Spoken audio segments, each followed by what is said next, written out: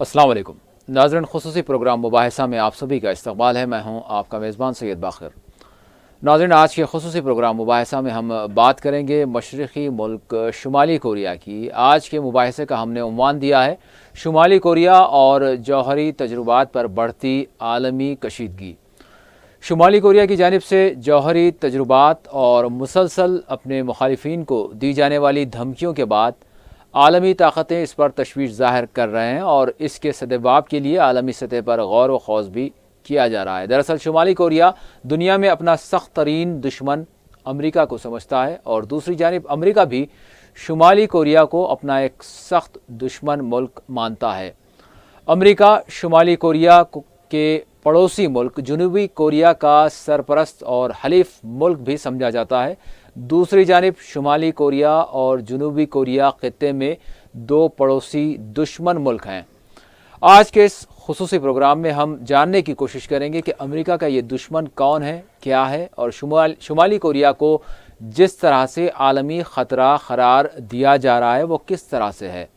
शुमाली Korea के मसले पर आलमी ताकतों में किस तरह का इत्तेफाक है और किस तरह के इख्तलाफात भी पाए जाते हैं। मेरे साथ स्टूडियो में मौजूद हैं सियासी तज्जिया निगार सैयद सजादुल हसनैन साहब। मैं सजा साहब का स्टूडियो में इस्तकबाल करता हूँ। शुक्रिया वाक़िर साहब। नाज़रीन, सजा साहब के अलावा फ़ोन लाइन के ज़रिए हमारे इस प्रोग्राम में शामिल होंगे सीनियर सहाफ़ी शजीउल्लाह फ़िरासत साहब और सीनियर सहाफ़ी वाहिद नसीम साहब। इससे क़ब्ल हम अहम तफसीलात पर एक नज़र डालते हैं। शुमाली कोरिया के हुक्मरान किम जोंग उन ने कहा कि इनका मुल्क जौहरी हथियारों का इस्तेमाल दीगर ममालिक के ख़िलाफ़ उस वक्त तक नहीं करेगा जब तक कि इन्हें ये महसूस नहीं होगा कि किसी भी मुल्क का कोई कदम शुमाली कोरिया की खुद मुख्तारी के ख़िलाफ़ है। शुमाली कोरिया की सरकारी ख़बर रसां एजेंसी के मुताबिक 36 साल बाद पहली मरतबा हो रही हुक्मरान वर्कर्स पार्टी की कांग्रेस में किम जोंग उन ने कहा कि शुमाली कोरिया जौहरी हथियार रखने वाला एक ज़िम्मेदार मुल्क है। जब तक कि किसी दीगर मुल्क की जानिब से हमारे ख़िलाफ़ जौहरी हथियार का इस्तेमाल नहीं किया जाएगा, इनका मुल्क भी इसका इस्तेमाल नहीं करेगा। शुमाली कोरिया के दारुल हुकूमत पानगोंग में वर्कर्स पार्टी का तारीख़ साज इजलास तीसरे दिन भी जारी रहा। तकरीबन 30 साल बाद कांग्रेस का ये इजलास मुनक़्क़िद किया जा रहा है। शुमाली कोरिया के जौहरी तजुर्बे और अमरीका की धमकियों के बायस इस इजलास को और भी अहमियत हासिल हो गई है। ताहम शुमाली कोरिया के सरबराह ने कहा है कि कांग्रेस जौहरी हथियारों के हवाले से किसी भी किस्म के दबाव को कबूल नहीं करेगी और शुमाली कोरिया खित्ते में एक अजीम जौहरी ताकत हर हाल में बनकर दिखाएगा। शुमाली कोरिया में 3 दहाइयों से ज़ायद अरसे के बाद हुक्मरान पार्टी का ये इजलास शुरू हुआ है, जिस पार्टी के क़ायद किम जोंग उन मुस्तक़बिल के बारे में अपने इरादों का इजहार करेंगे। 4 रोज़ तक जारी रहने वाले इस इजलास में जमात के हज़ारों कारकुन शिरकत करके मुल्क के रहनुमा उनकी हिमायत का भी इजहार करेंगे। शुमाली कोरिया में हुक्काम ने BBC की टीम को 2 दिन तक हिरासत में रखने और इनसे कई घंटे तफ्तीश के बाद मुल्क बदर कर दिया है। BBC के नामानिगार फील्ड हिज और इनकी टीम को जुमा को उस वक्त हिरासत में लिया गया था जब वो शुमाली कोरिया से वापस रवाना हो रहे थे। हिरासत में लिए जाने के बाद रिपोर्ट इनकी प्रोड्यूसर सरमा रिया ब्राइन और कैमरामैन को एयरपोर्ट से एक इमारत में मुंतकिल कर दिया गया था। हुक्काम ने वहां BBC के नामानिगार से 8 घंटे तक पूछगछ की और एक बयान पर जबरी दस्तखत भी ली गई। तफ्तीश के बाद और इनके साथियों को सनीचर और इतवार को भी हिरासत में रखा गया और आज सुबह इन्हें हवाई अड्डे पर पहुंचाया गया। BBC की टीम शुमाली कोरिया में वर्कर्स पार्टी कांग्रेस के इजलास से पहले वहां मौजूद थी। ये टीम नोबल इनाम याफ्ता अफराद के एक वफद के हमरा प्यांगयांग पहुंची थी, जो एक तहकीकी दौरे के लिए शुमाली कोरिया आए हुए थे। शुमाली कोरिया की क़यादत BBC की रिपोर्ट के बाद शुमाली कोरिया के दारुल हुकूमत में चीन पहुंच गई है।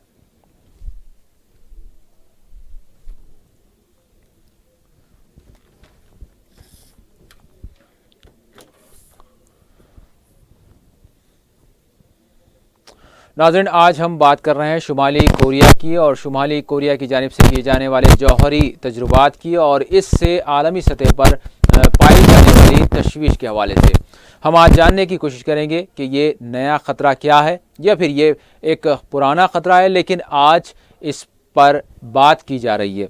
सर साहब से सबसे पहले मैं सवाल करूंगा, सर साहब आप ये जो अब कांग्रेस की जो मीटिंग हो रही है इस हवाले से भी हम बात करेंगे, लेकिन सबसे पहले मैं जानना चाहूँगा कि शुमाली कोरिया को अब जिस तरह से ख़तरा करार दिया जा रहा है और इस पर तशवीश जताई जा रही है, तो दरअसल मामला क्या है? देखिए, सबसे अहम बात यह है कि किम जोंग उन जी जो शुमाली कोरिया के सरबराह हैं, जो सदर भी हैं, वो शुमाली कोरिया की अफवाज के जो है मुश्तरका अफवाज के जो है सरबराह भी हैं और फिर जो है उनके दौरान तेज़ी से जौहरी हथियारों का जो मामला सामने आया है, जी जौहरी तजुर्बात जिस तेज़ी से अंजाम दिए गए हैं और जिस तेज़ी से हालात जो है शुमाली कोरिया के हवाले से दुनिया में जो है एक राय आमा हमवार हुई है। सबसे बड़ी बात यह कि हम ये कह सकते हैं कि एक बार फिर दुनिया खानों में बढ़ने लगी है शुमाली कोरिया के मसले पर। एक जानिब चीन है, रूस है और उनका ग्रुप है जी, और दूसरी जानिब शुमाली कोरिया अमेरिका है जी, जापान है। देखिए, उसी खित्ते की मैं बात कर रहा हूँ। अमेरिका है, जापान है, जनूबी कोरिया है। जी, ये एक ग्रुप है। चीन है, रूस है, शुमाली कोरिया है, ये एक ग्रुप है। और शुमाली कोरिया के जौहरी हथियारों को लेकर सबसे ज़्यादा अगर कोई परेशान है तो वो अमेरिका परेशान है। उसके अलावा अगर कोई परेशान है तो वो जापान परेशान है। उसके अलावा अगर कोई परेशान है तो वो यूरोप परेशान है। और फिर जो है जो हम देख रहे हैं किम जोंग उन, इनके दौर में बहुत ही जारहाना बयान जो है सामने आए हैं। बहुत ही कम उम्र रहनुमा है, 33 साल की इनकी उम्र है जी, और वो आज मुल्क में एक जौहरी मुल्क के जो है सरबराह हैं। सन 2011 में इनके वालिद जिनका नाम था किम जोंग इल, जी, वो मुल्क के सदर हुआ करते थे। उनकी मौत के बाद इन्होंने सदारती ओहदा संभाला और वर्कर्स पार्टी जिसके चेयरमैन हैं, वर्कर्स पार्टी ने मुश्तरका तौर पे इन्हें जो है सदर नामजद किया था। उसके बाद से शुमाली कोरिया में जिस तरह के जौहरी तजुर्बात हैं, यकीनन इनके वालिद किम जोंग इल के दौर में भी जो है जौहरी तजुर्बात हुए हैं और उन तजुर्बात को लेकर शुमाली कोरिया को जो है पाबंदियों का सामना करना पड़ा है और इन तजुर्बात को लेकर शुमाली कोरिया को अक़वाम मुत्तहिदा की भी सख्त तरीन पाबंदियों का सामना है। इसके बावजूद शुमाली कोरिया के जौहरी तजुर्बात जारी है। हाल ही में मिसाइल तजुर्बे किए गए थे। शुमाली कोरिया ने जो है अपने समंदरों में जो है जौहरी मिसाइल दागे थे, जिसको लेकर ये भी कहा जाता है कि उन्हीं मिसाइल तजुर्बों की वजह से दुनिया एक बार फिर ज़ल्ज़लों के ख़तरात से दो चार हुई थी।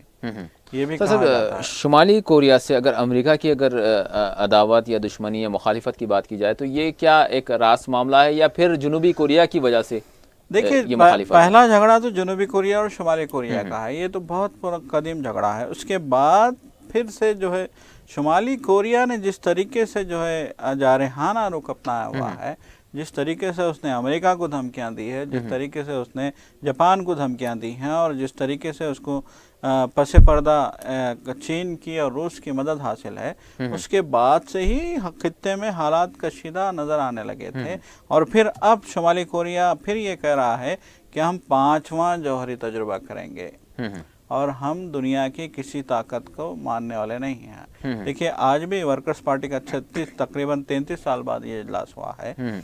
इस इजलास की बड़ी अहमियत जो है जताई जाती रही है। इजलास के इनेकाद से कबल ही उनके वालिद के दौर में भी ये इजलास नहीं हुआ था, किम जोंग इल के दौर में भी ये इजलास नहीं हुआ था, लेकिन किम जोंग उन के दौर में जो इजलास हुआ है उसके हवाले से यही कहा जा रहा है कि 5वें जौहरी तजुर्बे के बाद शुमाली कोरिया को जिस तरह के हालात का सामना होगा, उन हालात से निपटने के लिए वर्कर्स पार्टी का एक कांग्रेस जो है मुनक्किद की गई है। अब देखिए, अभी हमने देखी खबर कि किस तरीके से इसको मगरबी मीडिया से दूर रखने की कोशिश की जा रही है, किस तरीके से शुमाली कोरिया मगरबी मीडिया से चौकन्ना है। देखिए, इजलास का तीसरा दिन था, BBC की टीम इजलास से पहले से ही वहाँ मौजूद थी, लेकिन उस टीम को गिरफ्तार किया जाता है, उनसे सख्त सवाल जवाब किए जाते हैं।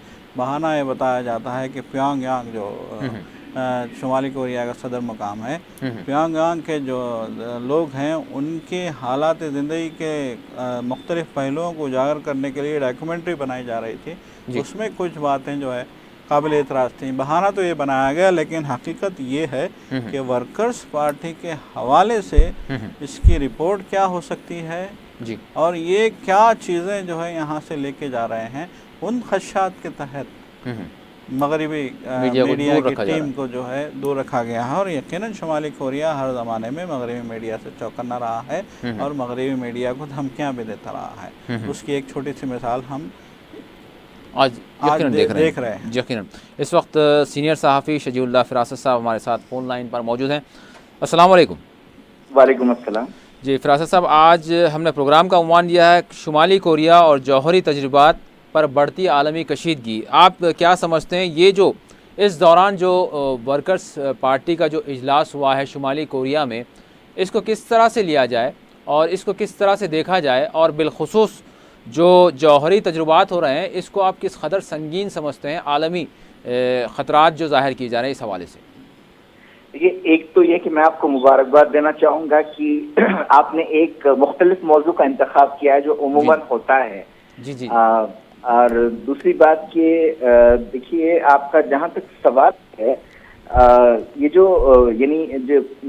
जो वर्कर्स पार्टी का जो इजलास हुआ है गैर मामूली इजलास है और 1980 के बाद पहली मर्तबा इस तरह का वहाँ पर इजलास हुआ है, जिसका वाहिद मकसद जो नॉर्थ कोरिया के मौजूदा लीडर है किम जोंग उन उनकी इमेज को बेहतर बनाने के लिए और वो इक़्तिदार पर और मुल्क पर अपनी गिरफ्त को मजीद मजबूत करने के लिए उन्होंने ये जो है कांग्रेस का एहतमाम किया है। और जहाँ तक इस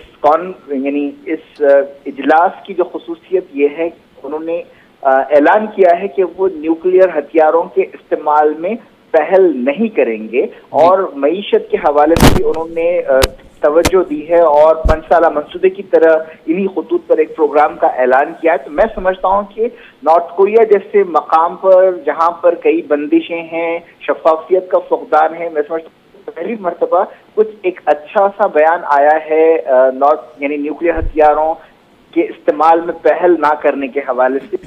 इसका बिलुमुम खैर मकदम करना चाहिए। अगरचे इसकी जो जबान थी नॉर्थ कोरिया के लीडर किम जोंग उनकी, उसमें जो है कहीं ना कहीं धमकी आमेज लहजा भी शामिल था, लेकिन मैं नहीं समझता कि खुद नॉर्थ कोरिया और उनके लीडर जो है न्यूक्लियर हथियारों के इस्तेमाल के मुतहम्मिल हो सकते हैं, क्योंकि खुद इसका खुमियाजा उनको भी भुगतना पड़ सकता है। जी जी। फ़िरासत साहब, जिस तरह से अमेरिका बता रहा है या जाहिर कर रहा है या बावर करवा रहा है कि नॉर्थ कोरिया एक आलमी ख़तरा है, तो इसको आप किस नज़र से देखते हैं? क्या वो वजूहात हैं जो अमेरिका की जानिब से इस वक्त नॉर्थ कोरिया को लेकर जो है संगीन रद्द-ए-अमल सामने आ रहा है, तो आप इसको किस तरह से देखते हैं? देखिए, ये कोरिया के खित्ते में जो कशीदगी है जनूबी कोरिया और शुमाली कोरिया के हवाले से, ये वही जो दूसरी आलमी जंग के बाद बरसों जो सरजंग लड़ी गई यूएसएसआर और अमेरिका के दरमियान, उसी का ये नतीजा या समर है कि आज ये दो कोरिया हैं और इस तरह के हालात पैदा होते हैं। अगर हम मैं अपने नाजरीन के लिए बताना चाहूँगा, अगर कुछ लोग इससे वाकिफ नहीं हैं, तो कि दूसरी आलमी जंग जब खत्म हुई और उससे पहले जो है कोरिया पर जापान का कब्जा था, और जब जापान को दूसरी आलमी जंग में शिकस्त हो गई और न्यूक्लियर हथियार अमेरिका ने उस वक्त इस्तेमाल किए, तो बहरहाल उस वक्त दूसरी आलमी जंग में अमेरिका और यूएसएसआर इत्तेहादी थे। लेकिन दूसरी आलमी जंग खत्म होने के बाद एक सुपर पावर की हैसियत से बरतानिया का जवाल हुआ और अमेरिका और यूएसएसआर दुनिया के नक्शे पर दो बड़े सुपर पावर्स की हैसियत से उभरे, और इन दोनों के दरमियान जो सरजंग चली कई दहाकों तक, उसमें जो 3 अहम जंगें लड़ी गई, उसमें ये भी है कि शुमाली कोरिया और जनूबी कोरिया और वियतनाम और अफगानिस्तान की जंग के अलावा। बहरहाल कोरिया की तरफ वापस आते हैं, तो जब दूसरी आलमी जंग के बाद अमलन कोरिया 2 हिस्सों में बढ़ गया और एक पर यूएसएसआर का कब्जा था और एक पर जनूबी कोरिया का अमेरिका का कब्जा था। बहरहाल आज हम जो देख रहे हैं शुमाली कोरिया, वो कम्युनिस्ट है और वो यूएसएसआर के ब्लॉक में था, और जो जनूबी कोरिया है वो अमेरिका के ब्लॉक में था। तो मैं समझता हूँ कि यानी तब से जो चल रही है, ये जो सिलसिला चल रहा है कश्मकश और यानी मफादात का सिलसिला, वो आज भी कायम है। बहरहाल ये सुपर पावर्स की जो लड़ाई बरसों रही है, दुनिया के कई मसाइल उन दोनों की सरजंग से ताल्लुक रखते हैं और ये भी एक वैसा ही मसला है। जी जी, फरासा साहब आप बने रहिए, मैं सर साहब से पूछूंगा। सर साहब, ये जो मतलब अगर हम देखें तो ये भी वही लड़ाई लगती है जो साम्राज्य ताकतों की है, लेकिन यहाँ पर सवाल ये उठता है कि क्या शुमाली कोरिया ने अपनी हिफाजत के लिए, अपने दिफा के लिए जो कुछ तैयारी की है, ये इसके लिए ज़रूरी भी था? क्या इसको इस नज़रिए से भी देखा जा सकता है? देखिए या फिर यही देखा जाए कि वो दुनिया के लिए ख़तरा है, वो अपने हथियार इस्तेमाल करेगा जिस तरह से आज अमेरिका जाहिर कर रहा है? देखिए किम जोइंग ने उनने जो बयान दिया है अभी वर्कर्स पार्टी के जो है इजलास में, उन्होंने कहा कि हम अपने दिफा के लिए हमारे जौहरी हथियार इस्तेमाल कर सकते हैं, हम जौहरी ताकत हैं। देखिए सन 2012 में जौहरी तजुर्बा हुआ था जी, फिर उसके बाद हाल ही में एक जौहरी तजुर्बा हुआ था, जैसे कि जौहरी मिसाइल दागे गए थे, और फिर ये भी कहा जा रहा है कि 5वें जौहरी तजुर्बे के लिए भी हम तैयार हैं। तो अब सबसे बड़ी बात यह है कि देखिए सबसे बड़ा मसला यही है कि सलामती कौंसिल और अक़वाम मुत्तहिदा ने जौहरी तजुर्बात पे पाबंदी लगाई हुई है, और दुनिया में ईरान पे क्यों पाबंदी लगी थी? ईरान तकरीबन 10 साल तक पाबंदियों से ईरान की माशी ताकत जो है कमज़ोर की गई। इसकी बुनियादी वजह यही थी कि ईरान में जौहरी आलूदगी हो रही थी, जौहरी तजुर्बात की तरफ पेशकदमी कर रहा था ईरान। तो अब अमेरिका या फिर कोई भी उसका हलीफ मुल्क ये नहीं चाहता कि फिर से दुनिया में बड़ी ताकत। देखिए यूएसएसआर से ही अमेरिका परेशान था, बड़ी मुश्किलों से यूएसएसआर के टुकड़े किए गए, लेकिन अब ये रूस और चीन की शक्ल में दो बड़ी ताकतें फिर से अमेरिका के मुकाबले में हैं।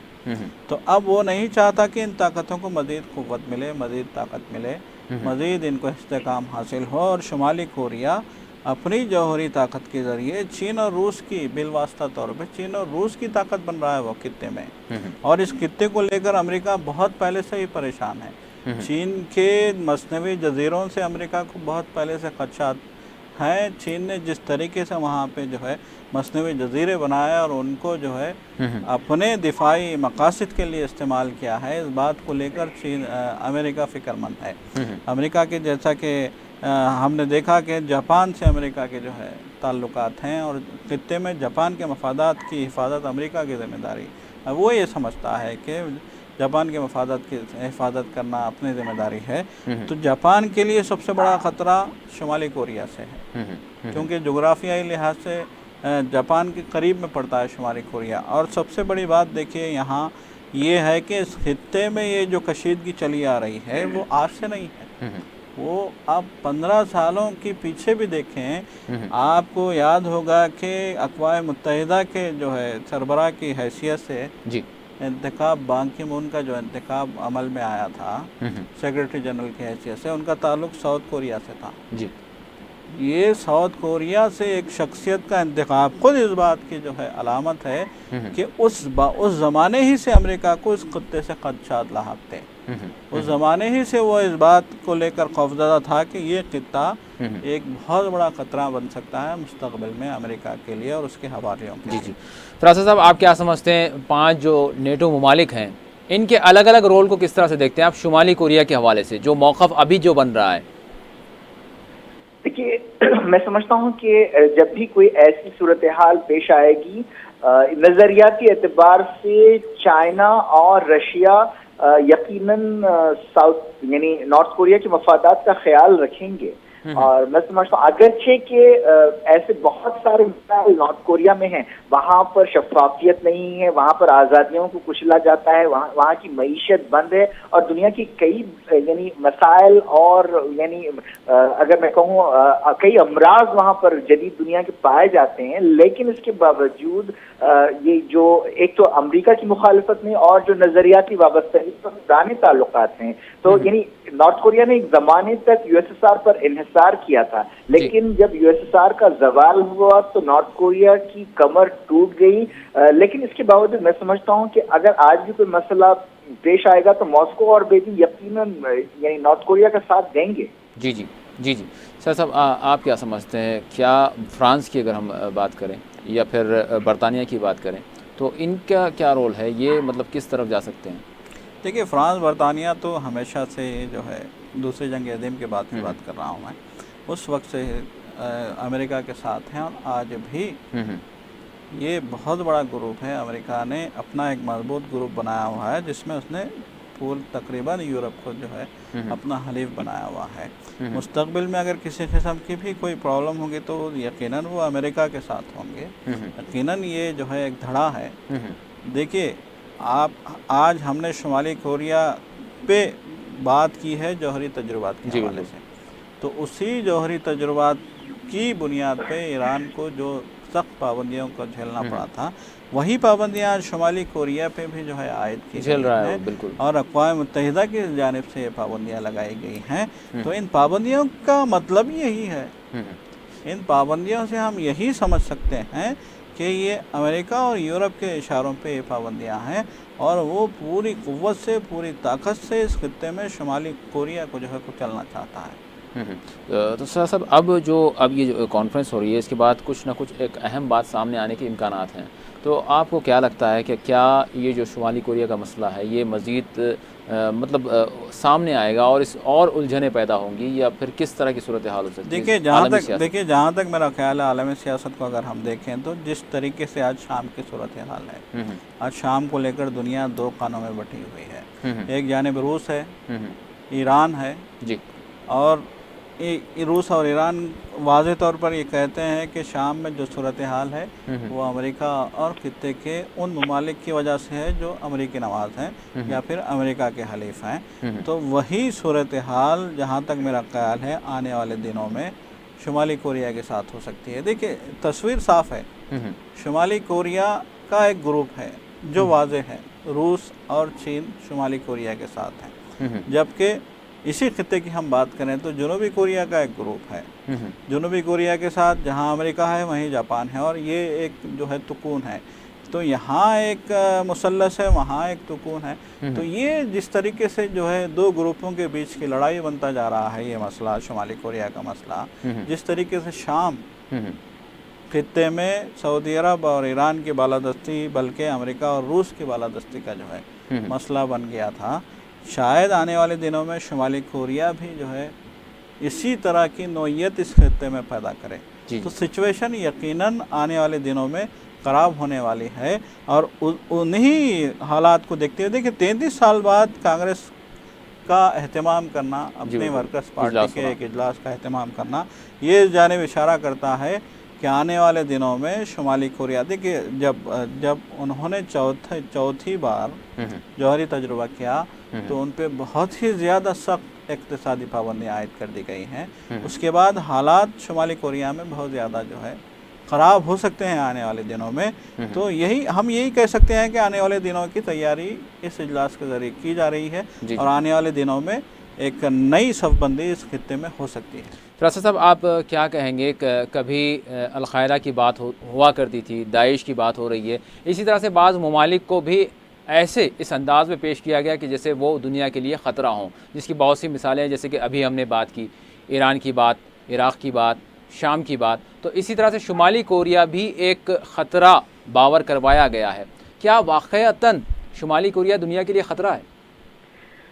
मैं समझता हूँ कि ये जो नजरियाती लड़ाई बरसों से चली आ रही है, कई दहाकों से चली आ रही है, ये उसी का हिस्सा। और मैं नहीं समझता कि ये आलमी खतरा कोई नॉर्थ कोरिया बन सकता है। ये और बात है कि वो अमेरिका के मफादात के लिए खतरा है और खित्ते में जो अमेरिका के इत्तेहादी हैं, जनूबी कोरिया है, जापान है, उनके लिए खतरा हो सकता है। और यानी वहाँ पर कई जो मसाइल हैं, और इस कांग्रेस के जरिए किम जोंग उन ने इसी तासुर को दूर करने की कोशिश की है कि हमसे कोई खतरा है। उन्होंने अमलन इस कांग्रेस के जरिए ये जाहिर करने की, ये पैगाम देने की, ये स्टेटमेंट देने की कोशिश की है कि हम एक जिम्मेदार न्यूक्लियर स्टेट हैं। और मैं समझता हूँ कि यानी अगर हम उनके रिकॉर्ड को देखा जाए, यानी अनरूली बिहेवियर उनका माजी में रहा है किम जोंग उन का, पहली मर्तबा उन्होंने किसी कदर यानी पॉलिटिकली करेक्ट बनने की कोशिश की है और इसी तासुर को दूर करने की और दुनिया को ये पैगाम देने की कोशिश की है कि हमसे कोई खतरा नहीं है। जी फिरासत साहब, आखिरी सवाल आपसे करूंगा, चीन को आप किस तरह से, चीन का रोल किस तरह से देखते हैं आप शुमाली कोरिया के हवाले से? देखिए, जब कभी कोई ऐसा मसला आएगा, चीन यकीनन नजरियाती एतबार से और जो आलमी सियासत का जो मंजर है उसके एतबार से हमेशा नॉर्थ कोरिया का साथ देगा। और नॉर्थ कोरिया में मैं समझता हूँ कि उसमें कई चीजें ऐसी हैं कि कई खामियां हैं। मिसाल के तौर पर वहां पर जो नॉर्थ कोरिया के बानियों में जिनका शुमार होता है, यानी किम जोंग सोंग शायद उनका नाम था, और वो जो है यानी उनको एटर्नल प्रेसिडेंट की हैसियत वहां पर हासिल है। हालांकि उनकी मौत के बाद यानी मैं समझता हूँ कि 20 साल का अरसा हो चुका है, और उसके बाद जो है यानी उन्हें एक तरह से ऐसा भी एक ऐसा तासुर वहां पर पैदा किया गया कि उन्होंने दुनिया बनाई है। और उनके बेटे जो अगले सदर बने थे, यानी मौजूदा सदर के वालिद थे, किम जोंग इल, उनके बारे में कहा जाता है कि वो मौसमों पर अख्तियार रखती हैं और कभी सरकारी मीडिया ने ऐसे यानी मफरूजों की नफी नहीं की। दुनिया को वहां पर लोगों के दिमाग बंद करके रखे गए हैं और कई यानी वहां पर मसाइल हैं। यानी अगरचे चाइना को और चाहिए कि वो जो यानी नॉर्थ कोरिया की जो अंदरूनी हालात हैं मईशत के हवाले से, समाजी हालात, यानी इनको तब्दील करें, लेकिन इन नुकाइस के बावजूद ये एक तरह से अफसोस की ही बात है कि यानी मॉस्को और बीजिंग जो है ऐसे रेजीम को नॉर्थ कोरिया में शय देती हैं और उनके मफादात का तहफ़्फ़ुज़ करते हैं। बहुत बहुत शुक्रिया फराज साहब, आपने वक्त दिया। सर साहब, चीन के हवाले से अगर हम देखते हैं तो वो कभी अमेरिका के साथ मतलब शुमाली कोरिया के मामले में नज़र आता है और कभी तंबिया भी करता है और एतराज़ भी जताता है जो शुमाली कोरिया की एक्टिविटीज़ हैं। तो इस हवाले से चीन का मतलब क्या एक मिला जुला रद्द-ए-अमल है? देखिए, सबसे अहम बात यह है कि चीन शुमाली कोरिया का हलीफ है, इस बात से इनकार नहीं किया जा सकता। और दूसरी अहम तरीन बात यह है कि नज़रियात भी दोनों मुल्कों के मिलते हैं, वो भी कम्युनिस्ट हैं, ये भी कम्युनिस्ट हैं, और नज़रियात के हवाले से ये दोनों मुल्क अलग नहीं हो सकते। और फिर सबसे अहम बात यह है कि इस नई सफ़बंदी में शुमाली कोरिया और चीन एक ही सफ़ में खड़े नज़र आते हैं। और तीसरी अहम तरीन बात यह है कि चीन के हवाले से हम ये कह सकते हैं कि चीन सलामती कौंसिल का मुस्तकिल रुकन है। जो सलामती कौंसिल के 5 अरकान हैं, मुस्तकिल अरकान, उसमें चीन भी शामिल है। और दूसरी अहम तरीन बात यह है कि वीटो पावर भी रखता है चीन। दुनिया में कहीं भी किसी भी किस्म की अगर कोई जंग मुसल्लत करनी हो या दुनिया के किसी मुल्क को जो है सबक सिखाने के लिए कोई फ़ौजी कार्रवाई करनी हो, तो सलामती कौंसिल जो फैसला करती है उसमें वीटो करने या ना करने का इख्तियार चीन को हासिल है। गोया अगर कोई जंग मुसल्लत करने जाता है सलामती कौंसिल या अक़वाम मुत्तहिदा, तो इसके लिए चीन की रजामंदी भी जो है शामिल होती है, बल्कि नागुज़ीर होती है। तो ऐसी सिचुएशन में चीन एक ज़िम्मेदार ओहदे पे फायज एक ज़िम्मेदार मुल्क है, और इसी ज़िम्मेदारी को निभाते हुए चीन को कहीं ना कहीं अक़वाम मुत्तहिदा के क़वानीन की पासदारी करनी पड़ती है। कहीं ना कहीं उसे ये साबित करना पड़ता है कि चूँकि वो अक़वाम मुत्तहिदा का मेंबर है, चूँकि वो सलामती कौंसिल का मुस्तकिल मेंबर है, चूँकि वो दुनिया में अमन कायम करने के एक जो ग्रुप है उस ग्रुप का हिस्सा है, इसीलिए उसको भी एक ज़िम्मेदारी का मुज़ाहरा करना होता है रास्त या बिल रास्त तौर पे। तो अब देखिए, जब इस तरह के हालात होते हैं, अमेरिका को भी आप देखेंगे कि वो अपने हलीफों को भी कभी कभी तंबी करता नज़र आता है, अपने हलीफों को भी कभी कभी वो इंतबा देता नज़र आता है, लेकिन पसे पर्दा अवामिल कुछ और होते हैं। मतलब ये कि इशारे कुछ और होते हैं, काम कुछ और होता है। काम होता है अक़वाम मुत्तहिदा या सलामती कौंसिल की पाबंदियों के मुताबिक, लेकिन मामलात होते हैं कुछ दूसरे। जैसे कि हम देखते हैं कि इराक़ में जो कार्रवाई हुई थी, सलामती कौंसिल ने उसकी इजाज़त नहीं दी थी, उसके बावजूद ये कार्रवाई की गई थी। क्यों? इसलिए कि अमेरिका चाहता था कि वहाँ कार्रवाई हो, अमेरिका चाहता था कि इराक़ में बमबारी हो या फिर बगदाद को जो है सद्दाम हुसैन से जो है यानी आज़ाद करवाया जाए। ये सद्दाम हुसैन के इक़्तिदार से बेदखल किया जाए। इस वक्त वाहिद असीम साहब हमारे साथ फ़ोन लाइन पर मौजूद हैं। वाहिद साहब, आपका इस्तकबाल करता हूँ 4TV पर। जी शुक्रिया। वाहिद साहब, आज हम बात कर रहे हैं शुमाली कोरिया के हवाले से। शुमाली कोरिया को जिस तरह से एक आलमी ख़तरा समझा जा रहा है और बिलखुसूस जो वहाँ पर वर्कर्स पार्टी का तकरीबन 36 बरस बाद वहाँ पर एक इजलास हुआ है, इस इजलास को भी काफ़ी अहमियत दी जा रही है। तो आप किस तरह से शुमाली कोरिया के मसले को आलमी सतह पर देख रहे हैं? देखिए, जहाँ तक हम उत्तर कोरिया की बात करते हैं तो उत्तर कोरिया ने वाज़ेह कर दिया है उसी इजलास में बाकायदा कि मैं तब तक किसी पर परमाणु हमला नहीं करूंगा जब तक कोई कोरिया पर हमला नहीं करेंगे। जिस तरह के तमाम परमाणु ममालिक जो है इस तरह के बयान देते हैं कि हम पहले हमले की नीति नहीं अपनाएंगे, उसी तरह कोरिया ने भी बयान दिया है। सवाल ये उठता है कि कोरिया अमेरिका के लिए क्यों जरूरी है? कोरिया की अगर हम इत्तलावात देखते हैं तो वो दक्षिण कोरिया और उत्तर कोरिया के बीच में है, जबकि इसमें पूरी मुदाखलत जो है वो अमेरिका की नजर आ रही है। और अमेरिका की जी मैं इसमें ये कहना चाहता हूँ कि सिर्फ इसमें अगर हम उत्तर कोरिया की बात करें तो ये सिर्फ उत्तर कोरिया में मुदाखलत नहीं है, ये वियतनाम में मुदाखलत है, उत्तर कोरिया में, फिलीपाइंस में और तमाम जितना भी दक्षिण चीन सागर का इलाका है, यानी जो जजीरे बनाए हैं चीन ने दक्षिण चीन सागर में, यानी जापान के हितों की रक्षा के लिए अमेरिका बहाने ढूंढकर कोरिया को घेरने की कोशिश कर रहा है। लेकिन भाई साहब फिर यहाँ पर चीन की खामोशी भी कुछ नज़र आती है। चीन भी, जैसे कि सजा साहब ने कहा है कि वाकई वो जो सलामती कौंसिल के जो क़वानीन हैं उनको मलहूज़ रखना उसकी ज़िम्मेदारी है, लेकिन उसके बावजूद भी कुछ पॉलिसी उसकी सर्द मालूम होती है इस मामले में।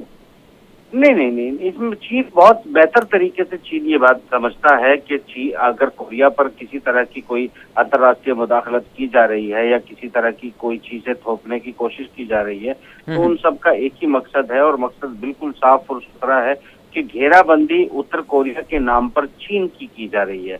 अगर आप अंतर्राष्ट्रीय मीडिया को देखते हैं तो आपको बिल्कुल वाज़ेह हो जाता है कि जो रक्षा मंत्रालय अमेरिका का है वो अनाउंसमेंट करता है कि हम चीन की घेराबंदी के लिए उस स्ट्रेटेजी, उसके खिलाफ स्ट्रेटेजी का लफ्ज यूज करते हैं कि चीन के खिलाफ स्ट्रेटेजी के लिए हम लोग जो हैं वो यहाँ चारों तरफ, चीन के चारों तरफ जो ममालिक है, चाहे वो अफगानिस्तान हो, पाकिस्तान हो, इंडिया हो, वियतनाम हो, फिलीपाइंस हो, कोरिया हो, इन तमाम चीजों पर एक घेराबंदी की नीति जो अमेरिका अपना रहा है उसके पीछे एक ही मकसद है, चीन को रोकना। और चीन ने अभी तक जिस तरह का मुजाहरा अंतर्राष्ट्रीय पटल पर किया है उसे आप बहुत ही जिम्मेदाराना रवैया कह सकते हैं।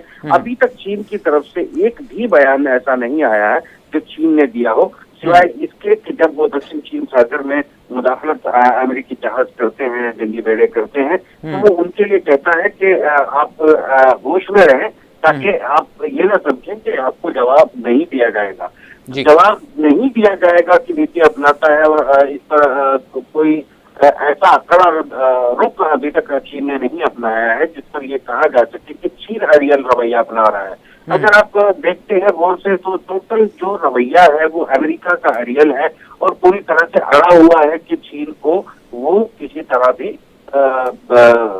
घेर कर उसकी इकोनॉमी को नुकसान पहुंचाना। बेसिकली अमेरिका का टारगेट इसलिए भी यहाँ वाज़ेह हो जाता है कि जैसे ग्रीक अभी अपने आर्थिक नीति में कटौती कर रहा है, जो यूरोपियन कंट्रीज हैं वो अपने आर्थिक मुद्दों को लेकर, यानी यूरोपियन यूनियन टूटने के कगार पे है, यूके उसमें से निकल जाना चाहता है। तो ये जो हालात पैदा हुए हैं, ये जो चीन का लगातार बढ़ता हुआ कारोबार तमाम दुनिया में फैल रहा है, उससे घबराकर यूरोपियन कंट्री अमेरिका का साथ दे रहे हैं और ये इसमें सिर्फ चीन की घेराबंदी हो रही है। यही वजह है कि चीन ने बड़े पैमाने पर रूस का साथ लिया है। तो रूस का साथ और चीन के साथ आ जाने से जो अमेरिका और नाटो की जो ताकत थी उसको बैलेंस कर दिया गया है।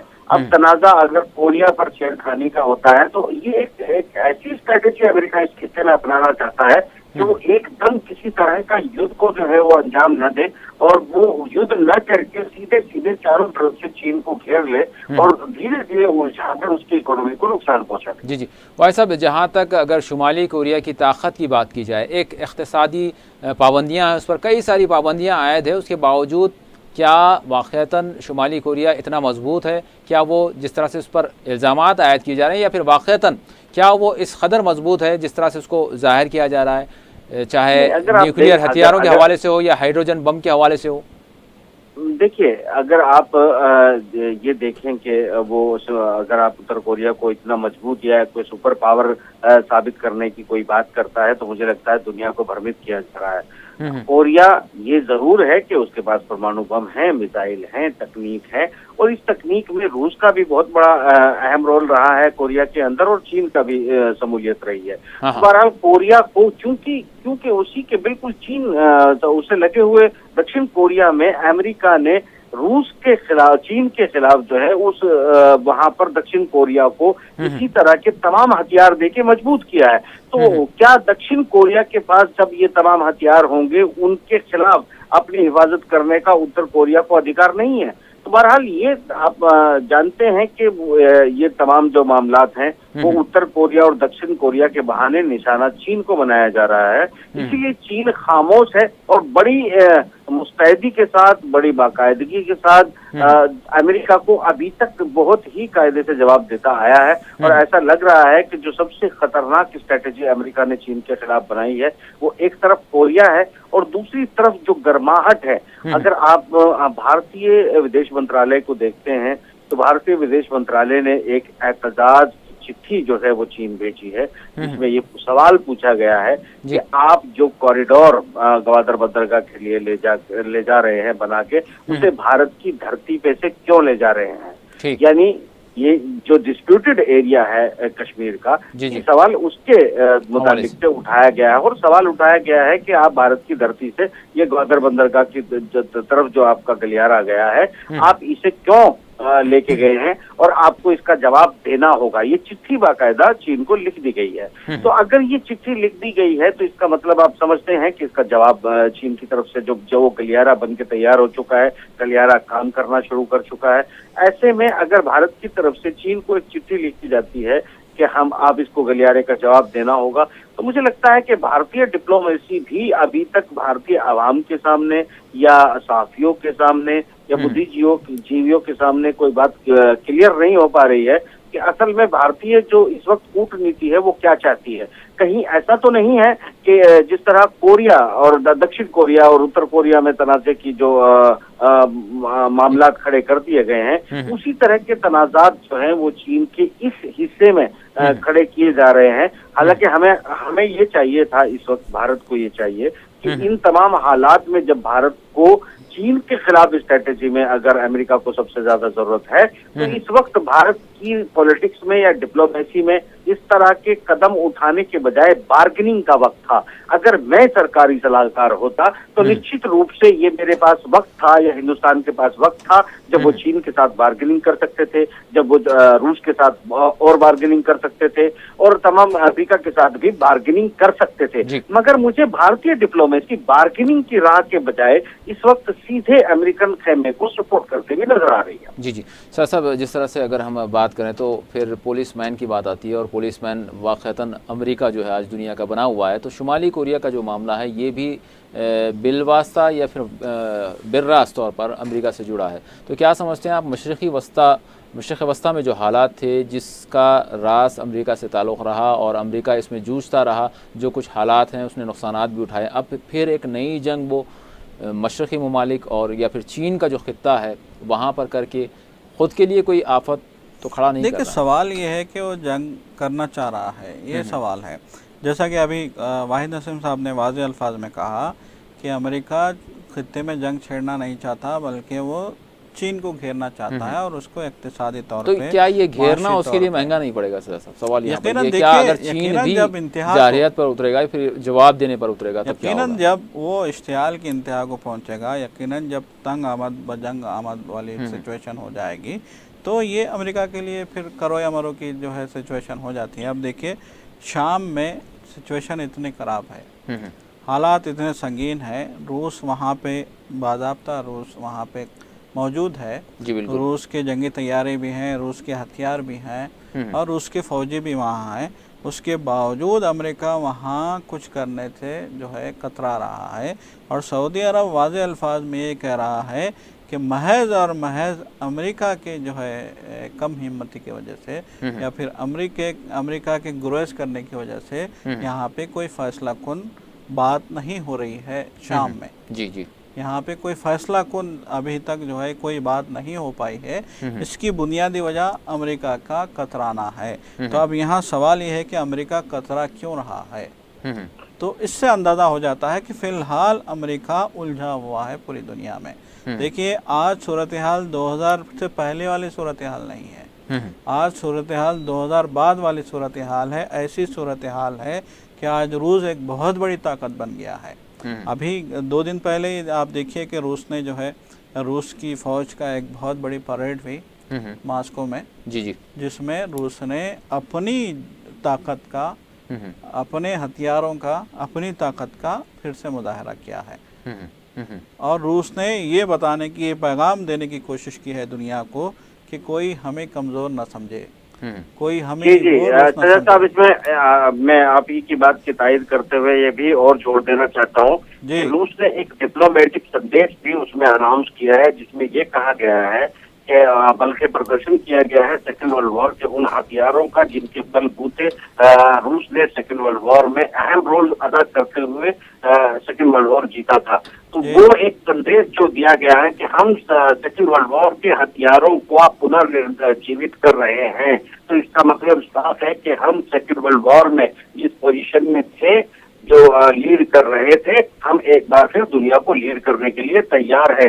ये डिप्लोमेसी। और आपने एक जिक्र किया है सीरिया का, शाम का। तो शाम में ये फर्क है अमेरिकी नीति में और रूसियन नीति में कि 82 अरब डॉलर से ज्यादा की रकम लगाकर वहां के टूटे हुए मकानों को, टूटी हुई वो जो वहां पर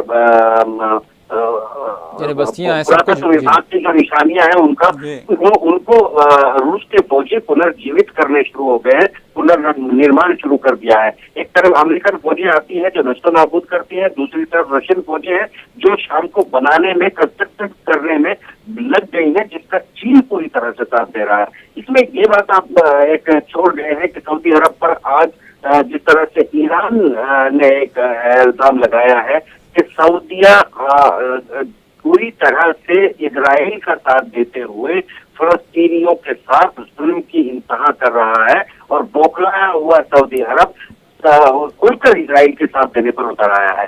तो ये जो सिचुएशन है ये आपकी इस बात को तायद करती है कि अमेरिका की या नाटो की हिम्मत नहीं हो रही है शाम में इस तरह की बमबारियां करने की, जिस तरह वो पिछले 5-10-15 साल से जिस तरह से इराक में, लीबिया में और शाम में वो करता आया है। तो बहरहाल लगातार जिस तरह की वहां जारियत का मुजाहरा अमेरिका ने किया था वो अचानक रोक दिया गया है। तो साफ जाहिर है कि रूस एक बहुत बड़ी ताकत के तौर पर और ऐलानिया सामने आ चुका है। और ये कोरिया में जो हम एक्टिविटी देख रहे हैं, उत्तर कोरिया में, ये उसी का एक जवाब है जो रूस और चीन के इशारे पर कोरिया अपने तमाम डेमोन्स्ट्रेशन पर लगा है। उसका मतलब यहाँ पर साफ है कि कोरिया के बहाने, दक्षिण कोरिया और उत्तर कोरिया के बहाने अगर इस इलाके को जंग की आग में अमेरिका झोंकना चाहता है और जापान को तहफ़्फ़ुज़ करना चाहता है या जजीरों को छीनने की बात पुलिस का काम करता है, तो उसको माकूल जवाब दिया जाएगा। इस जवाब के लिए रूस और चाइना ने दक्षिण कोरिया को इस कोलिशन के लिए तैयार किया है। तो मैं ये समझता हूँ कि एक तरफ तो कोरिया वहाँ जो अभी हिम्मत नहीं जुटा पा रहा है, बहुत बेड़े ले गए हैं वहाँ पर जहाज। हालांकि छेड़खानी रूस ऑलरेडी अमेरिका के उन जंगी जहाजों के साथ कर चुका है, उनको तमाशा दिखा चुका है कि अगर तुमने जरा भी हरकत की तो हम तुम्हें माकूल जवाब देंगे। मगर मेरा यहाँ जो है कहना ये है कि अभी भी अमेरिका की मजबूरियां ये है कि वो दुनिया में किसी अपनी इक्तिसादी पोजीशन को या यूरोप की पोजीशन को बचाना चाहता है, तो चीन को घेरना उसकी मजबूरी है। जी जी सर साहब, क्या वाक़तन अमेरिका चाहेगा कि ये मौका महल है उसके लिए कि जो है वो कुछ इसमें जो है आगे बढ़े इस मामले में, शुमाली कोरिया का जो देखिए, मामला सबसे बड़ी बात तो यही है कि आखिर किस किस पे पाबंदियां लगाते रहेंगे आप। है। हिंदुस्तान ने जौहरी जो है तजुर्बा किया, हिंदुस्तान पे पाबंदियां लगाई गई, फिर बहुत सालों बाद पाबंदियां हटा दी गई। पाकिस्तान ने जौहरी तजुर्बा किया, उस पर पाबंदियां लगाई गई, बहुत सालों बाद फिर हटा भी दी गई। ईरान ने जौहरी तजुर्बा किया, उस पर पाबंदियां लगा दी गई, फिर बहुत सालों बाद हटा भी दी गई। अब शुमाली कोरिया जौहरी तजुर्बा कर रहा है, उस पर पाबंदियां लगाई जा रही हैं। तो पाबंदियां लगाई जाती हैं फिर हटाई जाती हैं। तो ये जो पाबंदियां हट रही हैं, ईरान पे से भी जो पाबंदी हटी है, इसको कहा यह जा रहा है कि अमेरिका की गिरती मैशियत को संभालने के लिए अब वो दुनिया की मैशियत को एक बेहतर जो है पोजीशन देना चाहता है। कहीं ना कहीं वो दुनिया के उन मुल्कों को जो अमेरिका मुखालिफ थे अपने जो है फेवर में करना चाहता है। अब जैसे मिसाल के तौर पे ईरान बहुत सख्त खिलाफ रहा है अमेरिका के, लेकिन आज अमेरिका की पूरी कोशिश ये है कि वो ईरान को अपने साथ रखे। और इस बात को लेकर सऊदी अरब जो है बहुत ज़्यादा जो है तशवीश में का इजहार कर चुका है। सऊदी अरब ने कहा है कि अब अमेरिका जो है इस खित्ते में अपनी पॉलिसियाँ बदल रहा है, वो अब हमसे जो है रुख ईरान की तरफ कर रहा है। और फिर यहाँ की हम बात करेंगे, हिंदुस्तान से वो अपनी दोस्ती जो है बढ़ा रहा है अमेरिका। हिंदुस्तान पे भी पाबंदियां लगाई गई, इक़्तिसादी पाबंदियां लगाई गई थी, और इसमें पूरी शिद्दत से अमेरिका ने के मतलब एक सिफारिश पे ये काम हुए थे। यकीनन अक़वाम मुत्तहिदा सलामती कौंसिल के भी अपने कवानीन हैं, लेकिन जब तक अमेरिका की इसमें शिद्दत शामिल नहीं होती उस वक्त तक इस सिलसिले में इक़दाम नहीं किए जाते। तो यही अब अमेरिका वहाँ ईरान से दोस्ती करना चाहता है या हिंदुस्तान से दोस्ती करना चाहता है, और इसकी सिर्फ़ और सिर्फ यही वजह है कि वो चाहता है कि किसी तरीके से चीन को घेरे, जिसके बारे में डोनाल्ड ट्रंप ने भी कहा है कि चीन तबाह कर रहा है पूरे जो है यूरोप को और अमेरिका को इक़्तिसादी तौर पर तबाह कर रहा है चीन। ये ट्रंप का भी एक कहना है कि अगर आज चीन को रोका नहीं गया तो कल को हमारी जो है मौत हो जाएगी इक़्तिसादी तौर पे। हम दुनिया के बिजनेसमैन हैं, हम बिजनेसमैन नहीं रहेंगे, चीन हमें कहीं का नहीं रखेगा। और इसी खौफ के तहत अमेरिका अपनी पॉलिसियां बना रहा है, और इसके लिए शुमाली कोरिया जैसे मुल्क यकीनन जो है छोटा छोटा ऐसे ही कांटा साबित। जी वाहिद साहब, जिस तरह से हम देखते हैं, साबिक़ में भी हमने देखा, माजी में भी ये बात सामने आई कि अमेरिका का जो भी दुश्मन होता है उसको एक ड्रामाई अंदाज में पेश किया जाता है। जो शुमाली कोरिया के जो सदर हैं उनको एक जालिम डिक्टेटर और एक इंतहाई जालिम शख्स के तौर पर मीडिया में पेश किया जा रहा है। तो ये किस तरह का मामला है? ये किस तरह की एक हिकमत अमली के तौर पर या फिर हथियार के तौर पर इस बात को जो है, जो शुमाली कोरिया हो या फिर अमेरिका के जो मुखालिफिन होते हैं उनके खिलाफ ये हरबा इस्तेमाल किया जाता है? देखिए, अमेरिका की पॉलिसी का सबसे बड़ा जो हिस्सा है वो एक अमेरिकी मीडिया है। अमेरिका ये किसी भी खित्ते में अपनी मुदाखलत करने से पहले वहाँ के तमाम मीडिया पर कब्जा करता है, और मीडिया को अपने कंट्रोल में लेने के बाद मीडिया से प्रोपेगेंडा शुरू करवाकर एक तरह से आज जिस तरह के मीडिया को मैं देख पा रहा हूँ, अगर मैं देखूं कि मीडिया किस तरह के बयानात दे रहा है, किन लोगों के बारे में क्या बोल चुका है, तो मुझे याद आता है कि उस वक्त जब नाटो ने एक लड़ाई लड़ी थी, या उस वक्त जब एक सेकेंड वर्ल्ड वॉर में जब हिटलर को जिस तरह के किरदार में साबित किया गया है, तो कहीं ऐसा तो नहीं कि जिस तरह सद्दाम हुसैन के कैरेक्टर को एक विलन के तौर पे पेश किया गया, कर्नल गद्दाफी जैसे हीरो को जिसने अरब को जीना सिखाया, उसको एक विलन के तौर पे साबित कर दिया गया, और आज जो है बशार अल असद को जिस तरह से एक विलन के तौर पर साबित कर दिया गया। तो मुझे लगता है कि कहीं दुनिया में ये उस वक्त शायद मैं होश में मेरे सामने का यह वाकया नहीं है, ताकि हम चीजों को समझ सके, एनालाइज कर सके। और ये सारे के सारे अमेरिका मुखालिफिन में शुमार किए जाते हैं। जी। देखिए, अभी इसमें क्या हुआ कि ये सब लोग पहले सारे के सारे ये वो लोग थे जो अमेरिका के साथ हुआ करते थे, और बाद में इन्हीं को विलन बना के, पहले इसी ने ही अमेरिका ने इन सबको हीरो घोषित किया। इराक की आर्मी को अलग तरह से नवाजा गया जब ईरान के साथ वार हो रही थी। उसके बाद उसी सब रिपब्लिकन आर्मी को जो है रिपब्लिकन गार्ड्स को विलन साबित करके क्या। देखिए, ये बात तो आज अगर अमेरिका के चुनाव में ये मुख्य मुद्दा है कि हमें चीन को अगर नहीं हमको दबाया गया तो अमेरिका नहीं बचेगा। तो ये स्टेटमेंट साफ तौर पर वाजे करता है कि इस वक्त जो भी बर्रे सगीर के अंदर और को नॉर्थ कोरिया के साथ भी जो कदम उठाए जा रहे हैं अमेरिका की तरफ, वो सारे के सारे एक ही तरफ इशारा कर रहे हैं, बल्कि ऐलान कर रहे हैं कि चीन को डिस्ट्रॉय करना इस वक्त जो है अमेरिका की प्रायोरिटी है, पहला इशू है। चूंकि वहां के बनने वाले जो कैंडिडेट है राष्ट्रपति है वो भी इसी तरह के बयान कर देते हैं, चीन को टारगेट बनाने की बात करते हैं, तो साफ हो जाता है कि अमेरिका की पॉलिसी क्या है। मैं इसमें एक बात, हम अगर हिंदुस्तान को खड़ा देखते हैं तो मेरी चिंताएं जो है वो अलग तरह की है। मेरा कहने का मतलब ये है कि भारत एक ऐसा देश है इस तमाम इलाके में जो चीन को को उलझाने की जिस तरह की जिम्मेदारी की बात पेंटागन ने की है, रक्षा मंत्रालय ने बाकायदा बयान में अमेरिका की तरफ से देकर कही गई है, तो शायद ये भारत के लिए एक गोल्डन पीरियड हो सकता था तब जब कि हम अगर अमेरिका को भारत की इतनी ही चीन के खिलाफ स्ट्रेटेजी में जरूरत है तो हम भी अपनी इकोनॉमी को सुदृढ़ करने के लिए चीन के साथ बार्गेनिंग कर सकते थे, रूस के साथ बेहतर कंडीशन में आने की बार्गेनिंग कर सकते थे। अमेरिका के साथ ही अगर हमको जाना था तो उसके लिए हम एक बेहतर रास्ता अपना सकते थे, बार्गेनिंग कर सकते थे, जिससे भारत की आवाम का, भारत की अफवाज का, भारत के हर पहलू का हम मफाद कर सकते थे। मगर मुझे जिस तरह के कदम उठाते हुए नजर आ रहे हैं वो ठीक उस तरह के कदम नजर आ रहे हैं फिलहाल, जिस तरह के सिर्फ सद्दाम के अमेरिका के कहने पे सद्दाम ने ईरान पे हमला, कुवैत पे जाके दोबारा कब्जा कर लिया और कुवैत वापस उसी को खत्म करने के लिए सद्दाम को अमेरिका ने अपनी फौजें उतार दी। अमेरिका ने खुद इशारा किया कि कुवैत पे कब्जा कर लो ताकि ईरान तो तुमसे हार चुका है, इससे कि तुम शेर हो, और जैसे उसने किया उसको विलन साबित करते हुए अमेरिका ने वहां अपनी फौजें उतार दी। तो मैं ये कहता हूँ कि अगर बिना किसी बार्गेनिंग के हम लोग अमेरिका का स्ट्रेटेजिक साथ देते हैं चीन के खिलाफ, तो ये एक बेहतर डिप्लोमेसी नहीं है। और ये दूर नजर मैं भारतीय राजनेताओं की इस वक्त नहीं कहूंगा, मैं कहता हूं कि भारतीय डिप्लोमेसी इस एंगल पर मुझे पूरी तरह फेल नजर आई है। जी जी सर साहब, प्रोग्राम का आखिरी सवाल करूंगा, 1 मिनट में आप क्या कहेंगे, ये जो शुमाली कोरिया का मसला है इसके असरात अगर हम बरसग़ीर हिंद व पाक पर देखें, या फिर जिस तरह से जापान की बात कर रहे थे आप, या फिर जो मशरक़ी ममालिक हैं चीन तक, तो इसके असरात फौरी तौर पर क्या हो सकते हैं? देखिए, सबसे अहम बात यह है कि 1980 के बाद होने वाले जो है पार्टी कांग्रेस में शुमाली कोरिया ने साफ अल्फाज में कहा है कि हम इक्तिसादी तरक्की के लिए भी काम करेंगे, जौहरी सलाहियत के फ़रोग़ के लिए भी काम करेंगे।